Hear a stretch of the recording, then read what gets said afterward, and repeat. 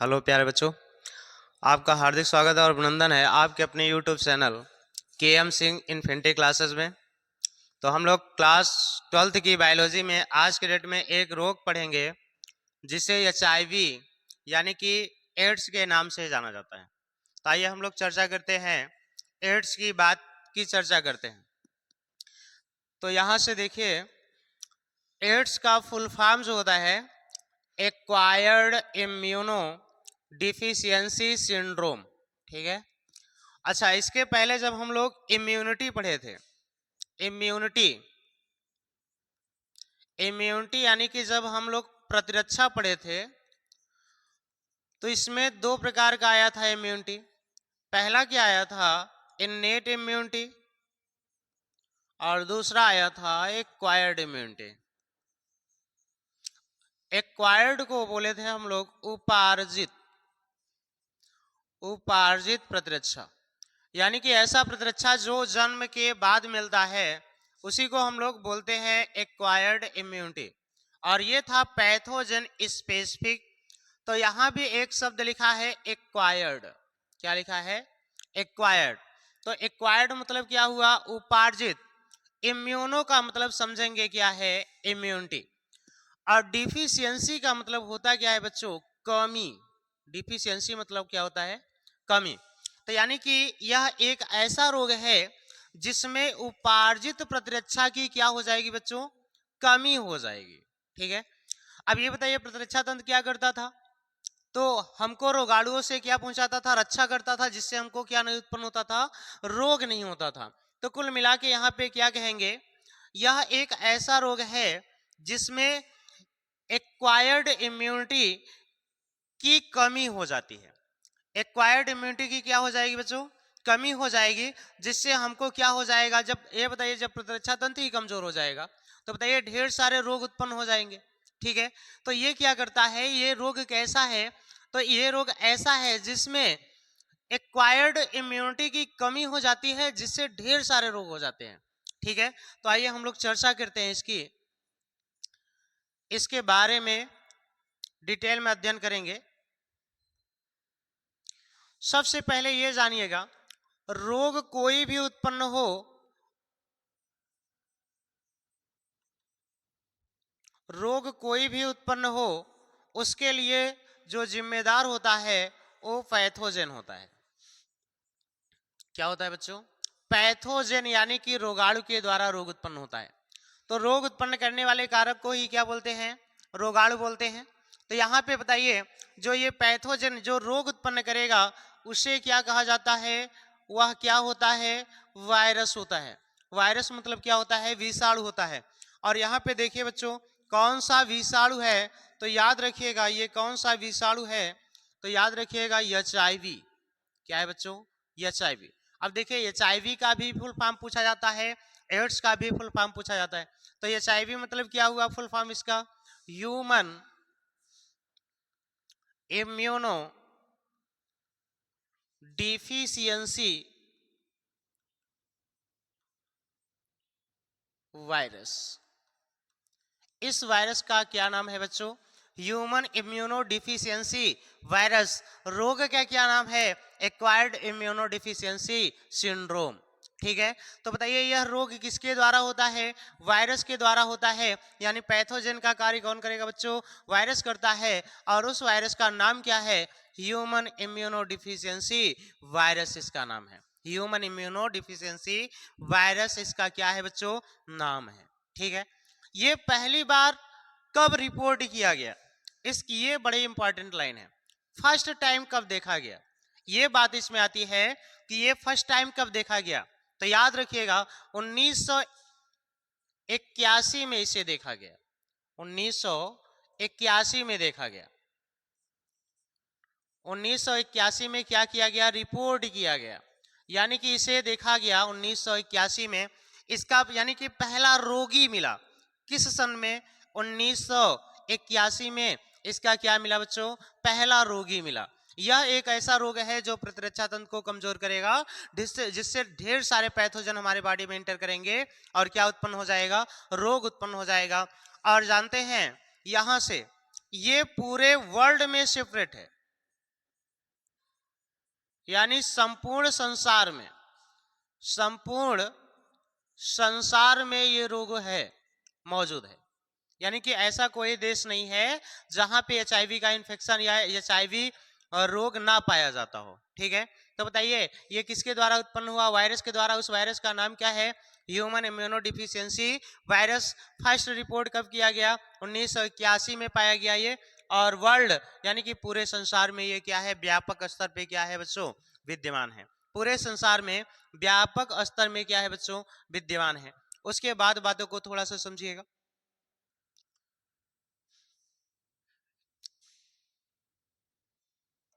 जैसे मान लीजिए ये कैसे फैलता है, यानी कि इसका इन्फेक्शन कैसे होता है, संक्रमण कैसे होता है, हमारे बॉडी में इंटर ये कैसे करता है, एचआईवी वायरस हमारे बॉडी में इंटर कैसे करता है। तो एक लाइन यहां से याद रखिएगा, इंटर कैसे करेगा ये। पहली चीज याद रखिएगा, इन्फेक्टेड पर्सन इन्फेक्टेड पर्सन से कापुलेशन के द्वारा। कापुलेशन मतलब क्या होता है बच्चों? मैथुन के द्वारा। और एक प्रकार की एसटीडी सेक्सुअल ट्रांसमिटेड डिजीज भी है। कौन? एड्स। यानी कि मैथुन की क्रिया द्वारा फैलता है। तो एड्स कैसा हुआ? एसटीडी के अंतर्गत आएगा, यानी कि यौन संचारित रोग के अंतर्गत आएगा। तो बताइए ये कैसे फैलेगी? पहली लाइन है, इन्फेक्टेड पर्सन से मैथुन की क्रिया करने से। मान लीजिए किसी को क्या हुआ है? एड्स हुआ है। यदि उससे कोई कापुलेशन कर लेता है, यानी मैथुन की क्रिया कर लेता है, तो ये रोग क्या हो जाएगा? उस व्यक्ति को भी हो जाएगा। पहला पॉइंट आया। दूसरा पॉइंट है आया क्या? इन्फेक्टेड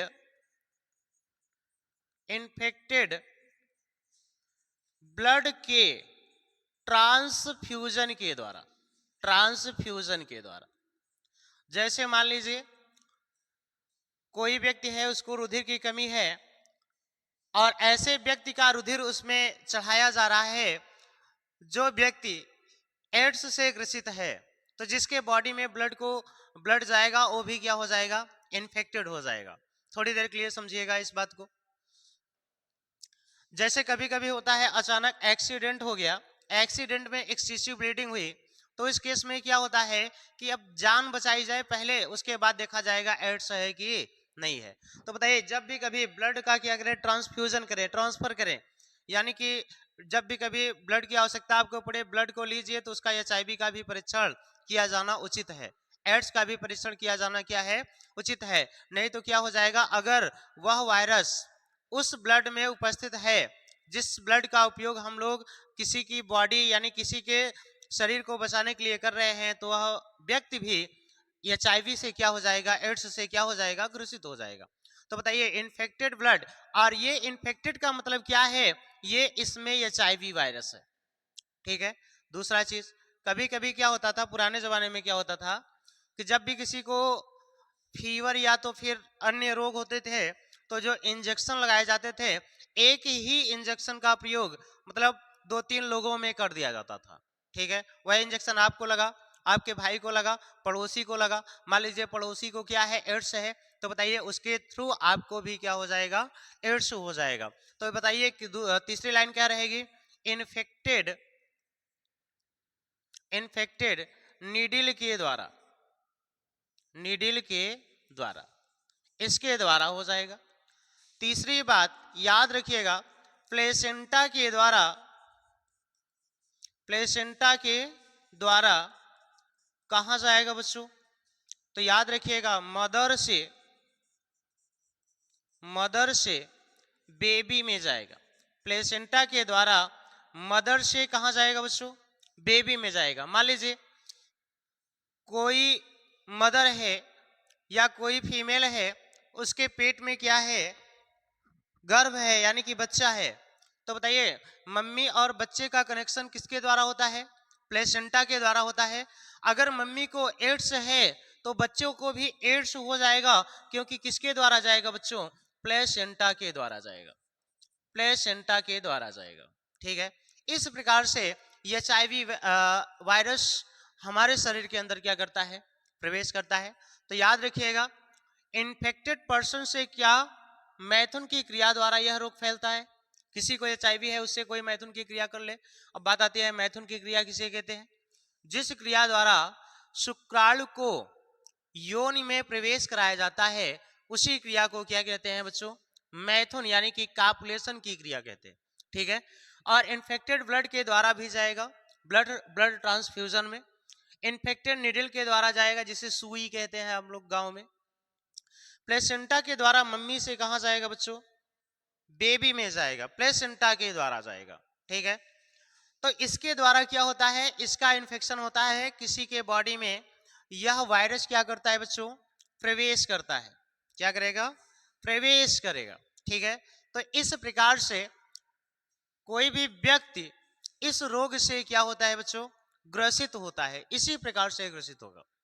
अब बात आती है, जब भी कभी HIV हमारे शरीर के अंदर प्रवेश करता है, तो एक HIV प्रवेश करता है तो अपनी संख्या में वृद्धि कैसे करता है, इसकी आइए हम लोग क्या करते हैं, चर्चा करते हैं। ठीक है। तो आइए यहां से अब देखते हैं कि HIV जैसे हमारे बॉडी में प्रवेश किया। ठीक है। HIV जैसे हमारे बॉडी में प्रवेश किया तो अपनी जनसंख्या में वृद्धि कैसे करेगा। ठीक है। अब यहां से बातों को थोड़ा समझिएगा। ये समझिएगा कि ये जो लिखा गया है, ये जो सेल्स है, इसे एनिमल सेल मानिए।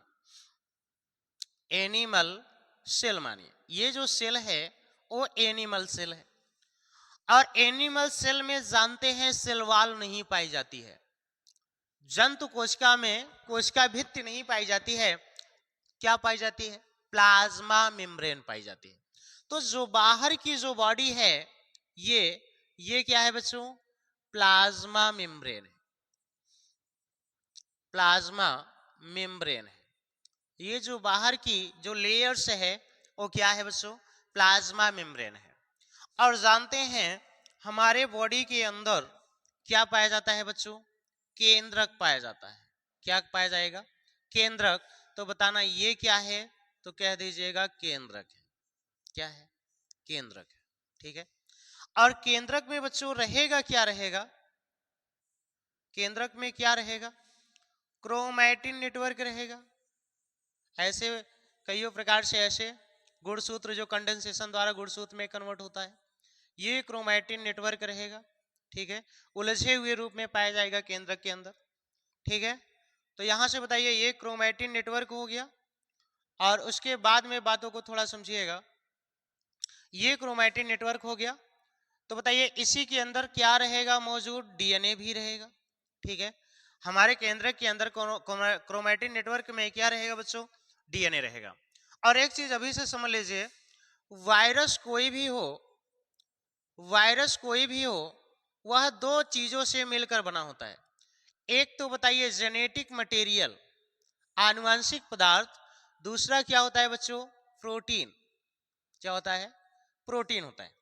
जैसे आप लोग सभी लोग प्रयोग करते होंगे, माचिस का प्रयोग करते होंगे सभी लोग। तो बताइए जो माचिस पूरी बाहर से आवृत है, उसे क्या बोलेंगे? प्रोटीन की घोल। और जो उसके अंदर तीलियां हैं, जिसे हम लोग काड़ी कहते हैं, यानी कि तीलियां जो है वो क्या है? उसका जेनेटिक मटेरियल है। ठीक है। तो बताइए बच्चों, वायरस कोई भी हो, वो दो ही चीजों से मिलकर बना होता है। एक तो उसका आनुवंशिक पदार्थ, दूसरा उसका प्रोटीन का आवरण। प्रोटीन के आवरण में आनुवंशिक पदार्थ उपस्थित होता है। प्रोटीन के आवरण में क्या होता है? आनुवंशिक पदार्थ उपस्थित होता है। जैसे हमने माना कि ये HIV वायरस है। ये क्या है बच्चों? ये HIV वायरस है। ठीक है। ये HIV वायरस है। ये HIV। और इसका जो जेनेटिक मटेरियल होता है बच्चों, वो होता है आरएनए होता है। तो बताइए HIV वायरस का जेनेटिक मटेरियल क्या होता है? आरएनए होता है। और यहां से जो ये चारों तरफ से बाउंड्री दिखाई गई है, ये प्रोटीन की क्या है? खोल है। और प्रोटीन की खोल में उसका क्या है बैठा?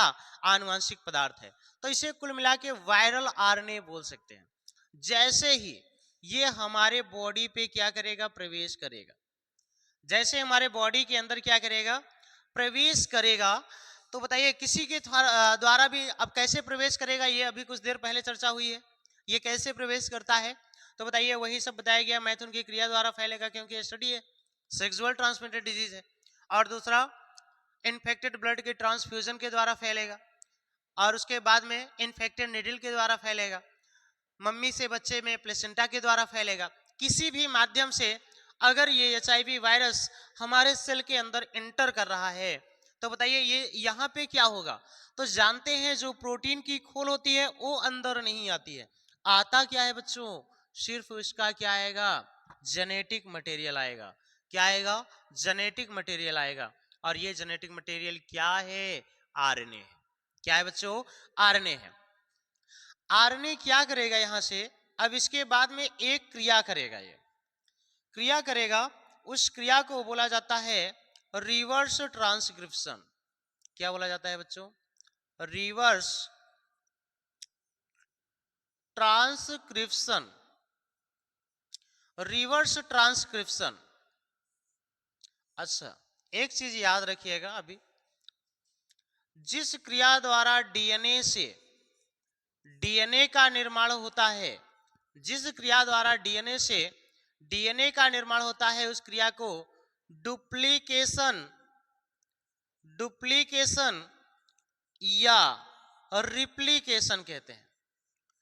डुप्लीकेशन या रिप्लिकेशन कहते हैं।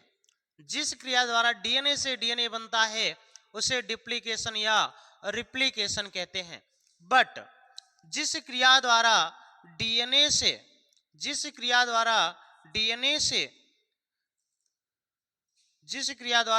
से आरएनए का निर्माण होता है उस क्रिया को क्या कहते हैं, ट्रांसक्रिप्शन कहते हैं। ट्रांसक्रिप्शन कहते हैं। बच्चों बताना, जिस क्रिया द्वारा डीएनए से किसका निर्माण होता है, डीएनए का, उसे डुप्लीकेशन या रिप्लिकेशन कहते हैं।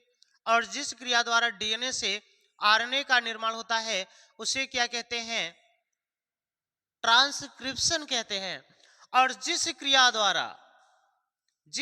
द्वारा आरएनए से डीएनए बने, गौर से देखना, डीएनए से आरएनए बन रहा है तो ट्रांसक्रिप्शन, और जब आरएनए से क्या बने बच्चों, डीएनए बने, उस क्रिया को क्या लगा देंगे, रिवर्स लगा देंगे। रिवर्स क्यों लगा है बच्चों, क्योंकि डीएनए से आरएनए बनने की क्रिया को ट्रांसक्रिप्शन कहते हैं, तो इसी का उल्टा हो जाएगा, आरएनए से डीएनए बनने की क्रिया को रिवर्स ट्रांसक्रिप्शन कहते हैं। तो बताना ये यहां से ये क्या है, वायरल आरएनए है। क्या है बच्चों, वायरल आरएनए है। अब इससे क्या बनेगा बच्चों, इससे आपका बनेगा ये, और ये क्या है, याद रखिएगा, ये आपका क्या है, डीएनए है। क्या है, डीएनए है। तो बताना रिवर्स ट्रांसक्रिप्शन की क्रिया द्वारा वायरल आरएनए किसमें कन्वर्ट हो जाएगा बच्चों, डीएनए में। किसमें कन्वर्ट हो जाएगा, डीएनए में। अभी देखिएगा बड़ा मजा आएगा कि ये वायरस ऐसा भी कर सकता है, ठीक है। तो बताइए पहले ये HIV वायरस हमारे शरीर को इन्फेक्टेड किया तो अपना वायरल आरएनए क्या किया, आनुवंशिक पदार्थ को हमारे सेल के अंदर क्या किया, एंटर किया। और जैसे ही वायरल आरएनए आया हमारे बॉडी के अंदर तो ये रिवर्स ट्रांसक्रिप्शन की क्रिया द्वारा किसमें कन्वर्ट हो गया बच्चों, डीएनए में। जब ये रिवर्स ट्रांसक्रिप्शन की क्रिया द्वारा ये डीएनए में क्या हो जाएगा बच्चों, कन्वर्ट हो जाएगा, बदल जाएगा, तो ये मिल जाएगा हमारे केंद्रक के डीएनए से। कहां से मिलेगा, केंद्रक के डीएनए से। जब मिलेगा, केंद्रक के डीएनए से जब मिलेगा तो बताइए डुप्लीकेशन होगा। डुप्लीकेशन कहिए या इसी को रिप्लिकेशन कहिए, एक ही चीज है। जैसे ही डुप्लीकेशन या रिप्लिकेशन करेगा तो ये अपनी जनसंख्या में क्या करेगा बच्चों, वृद्धि करेगा। किसके साथ मिला, हमारे केंद्रक के जो डीएनए है यही आपका क्या है, डीएनए है। तो बताइए इतना सब लफड़ा किया किस लिए किया, ताकि उसकी संख्या में क्या हो जाए बच्चों, वृद्धि हो जाए, जो उसका आनुवंशिक पदार्थ था, ठीक है। इसलिए इतना लफड़ा क्यों किया, क्योंकि संख्या में अपनी संख्या को बढ़ा सके, इसीलिए इतना क्या किया, ये लफड़ा किया। तो बताइए संख्या को बढ़ाया, यहां से क्या बढ़ाया, संख्या को बढ़ाया, तो बताइए ढेर सारा क्या बन गया बच्चों, डीएनए बन गया। और ये डीएनए पुनः ट्रांसक्रिप्शन के द्वारा, ट्रांसक्रिप्शन के द्वारा बदल जाएगा किसमें, आरएनए में।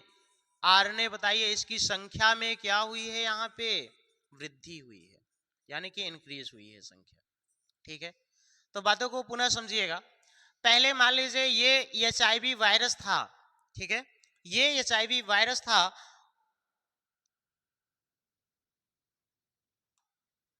ये एचआईवी वायरस था, ठीक है।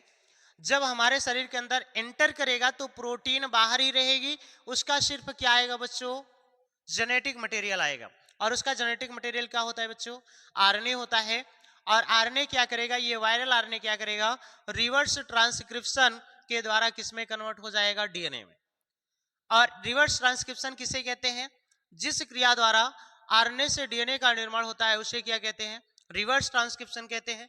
और जिस क्रिया द्वारा डीएनए से आरएनए का निर्माण होता है उसे केवल ट्रांसक्रिप्शन कहते हैं। तो बताइए ट्रांसक्रिप्शन का उल्टा है, इसीलिए लिखा गया रिवर्स ट्रांसक्रिप्शन द्वारा ये आरएनए किस में कन्वर्ट हो जाएगा बच्चों, डीएनए में कन्वर्ट हो जाएगा।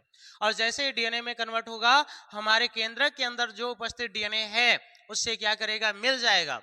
और मिलने के बाद में क्या करेगा, डुप्लीकेशन की क्रिया करेगा या तो रिप्लिकेशन की क्रिया करेगा। और डुप्लीकेशन या रिप्लिकेशन की क्रिया में डीएनए की अमाउंट यानी डीएनए की संख्या में क्या होती है, वृद्धि होती है। तो ये अपना क्या करेगा, संख्या में वृद्धि करेगा।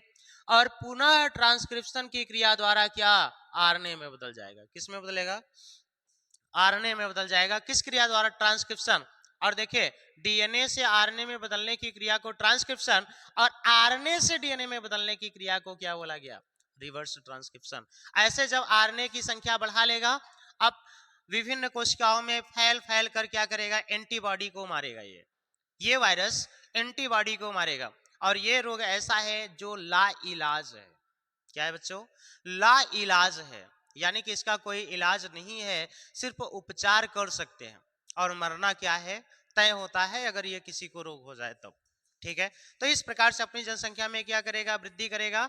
और जनसंख्या में वृद्धि के बाद ये ढेर सारी कोशिकाओं को क्या करेगा, अपने अधीन कर लेगा, उस पर अपना एक्टिविटी को डालेगा, जिससे क्या हो जाएगा, एंटीबॉडी मर जाएगा। और एंटीबॉडी जब मर जाएगा, मतलब कुल मिला के ये ढूंढ ढूंढ कर लिम्फोसाइट को मारता है।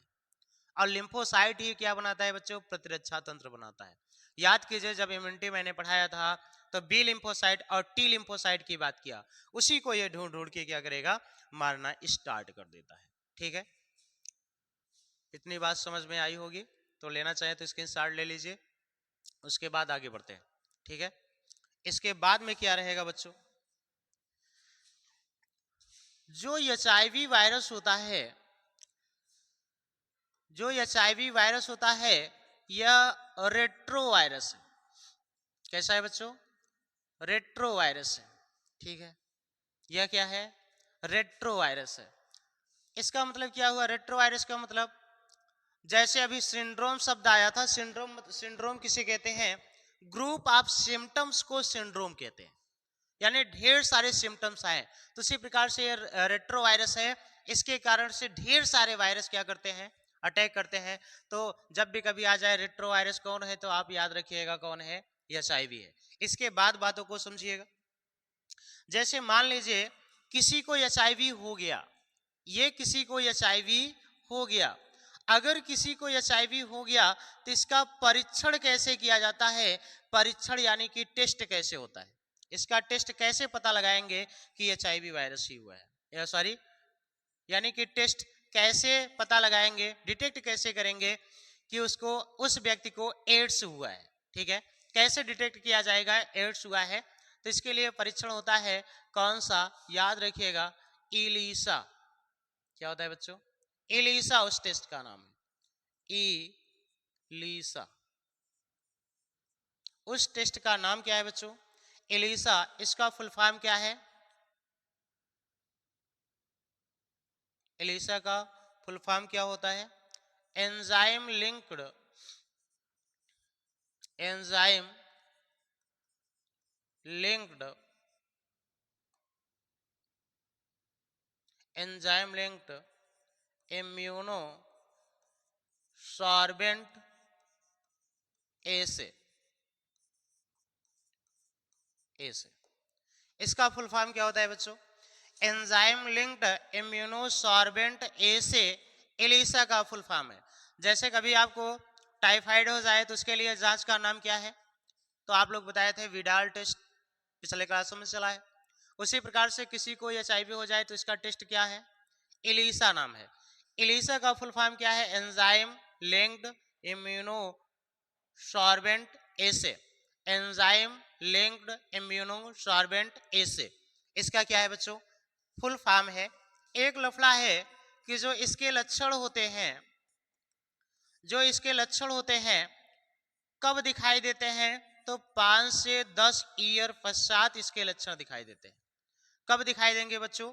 5 से 10 वर्ष क्या है पश्चात, यानी कि बाद इसके लक्षण। जैसे मान लीजिए आज किसी को एचआईवी इन्फेक्ट किया, एड्स हुआ, तो इसके लक्षण कब दिखाई देंगे? 5 से 10 ईयर पश्चात उसके लक्षण क्या होंगे बच्चों? दिखाई देंगे। 5 से 10 ईयर पश्चात उसके लक्षण क्या होंगे बच्चों? दिखाई देंगे। दूसरी बात,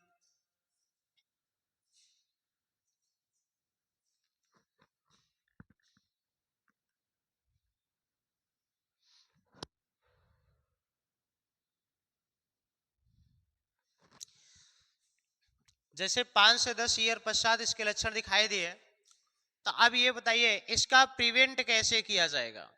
प्रिवेंट यानी कि रोकथाम कैसे किया जाएगा?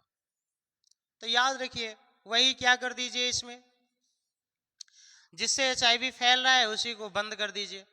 यानी कि ऐसे व्यक्तियों से मैथुन की क्रिया ना करें, यानी कि कुल मिला के संक्रमित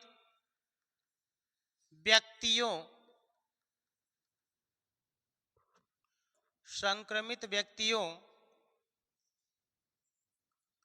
से मैथुन की क्रिया ना करें, मैथुन की क्रिया ना करें। ठीक। और मैथुन की क्रिया जब भी करें, मैथुन की क्रिया जब भी करें किसका प्रयोग करें? कंडोम का प्रयोग करें। ठीक है। तो मैथुन की क्रिया करते समय कंडोम का प्रयोग करने से एचआईवी का इन्फेक्शन नहीं होता है। तीसरी बात और क्या हो सकता है? कैसे प्रिवेंट करें? तो याद रखिएगा इसके लिए वर्ल्ड हेल्थ ऑर्गेनाइजेशन WHO कई प्लान्स लाए हैं, यानी कि ज्यादातर इसकी जानकारी रखें, यानी कि जानकारी रखें ये कैसे फैलता है। ठीक है। और जब भी कभी क्या करें, ब्लड क्या करें, ब्लड को जब भी कभी ट्रांसफ्यूजन कराना है तो हमेशा एचआईवी का परीक्षण कराने के पश्चात ही ब्लड का ट्रांसफ्यूजन कराएं। ठीक है। ब्लड का ट्रांसफ्यूजन कब कराएं? जब एचआईवी का परीक्षण करा ले उसके पश्चात कराएं। और उसके बाद में और भी कैसे हो सकता है, इन्फेक्टेड नीडल का प्रयोग ना करिए, यानी जिससे जिससे ये फैल रहा है उसी को क्या कर दीजिए? बंद कर दीजिए बस। ठीक है। तो ये है, इस प्रकार से क्या होगा? प्रिवेंट यानी कि बचेंगे हम। अब बात आती है जैसे ही एचआईवी होगा इसके लक्षण क्या आएंगे? एचआईवी हो जाएगा तो इसके लक्षण क्या आएंगे? तो याद रखिएगा इसके लक्षण क्या है। पहली बात, जननांगों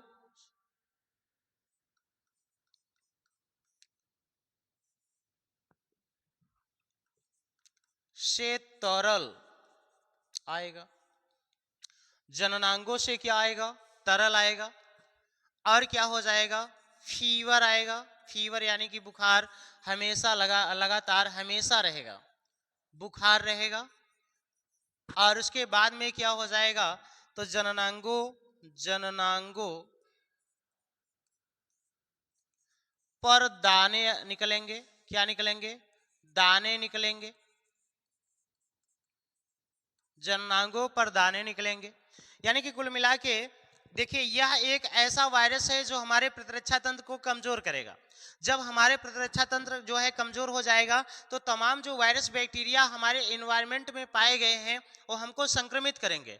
तो बताइए सर्दी भी हमेशा लगातार बनी रहेगी, सर्दी भी बनी रहेगी, शरीर का टेम्परेचर ज्यादा रहेगा, या अन्य रोग भी हो जाएंगे, निमोनिया हो जाएगा, टाइफाइड हो जाएगा, मलेरिया हो जाएगा।